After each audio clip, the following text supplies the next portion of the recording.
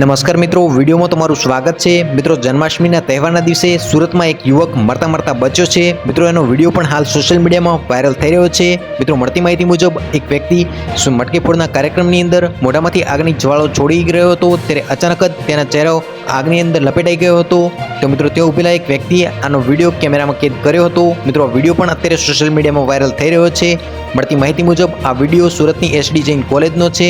મિત્રો, કોલેજની અંદર મટકી ફોડનું આયોજન કરવામાં આવ્યું હતું, ત્યારે ગોવિંદાની ટોળકીની અંદર એક યુવક સ્ટન્ટ કરી રહ્યો હતો અને તે પોતાના મોઢામાંથી જ્વલનશીલ પ્રવાહી ભરી અને મોઢામાંથી આગ નીકાળી રહ્યો હતો। તે દરમિયાન મિત્રો અચાનક આ દુર્ઘટના બની હતી અને મિત્રો એ યુવક દાઝી ગયો હતો। ત્યારે મિત્રો તે ઉભેલા વ્યક્તિએ તેને આગ ઓલવવામાં મદદ કરી હતી અને મિત્રો ત્યાં ઉભેલા લોકો બધા ચોંકી ગયા હતા, કારણ કે આ જન્માષ્ટમીના શુભ અવસરના દિવસે આ દુર્ઘટના બની હતી। તો મિત્રો અત્યારે આ સુરતથી ચોંકાવનારા સમાચાર સામે આવ્યા છે। તો સમગ્ર ઘટના અંગે તમે શું કહેવા માંગો છો તેમને કોમેન્ટ કરીને જરૂરથી જણાવજો। તો મિત્રો, અમારા આજના વિડીયો પૂરતું આટલું જ। વિડીયો પસંદ આવે તો વિડીયોને લાઇક કરો, શેર કરો અને ચેનલને સબસ્ક્રાઇબ કરો। ફરી મળીશું કોઈ એક નવા વિડીયોમાં। ધન્યવાદ।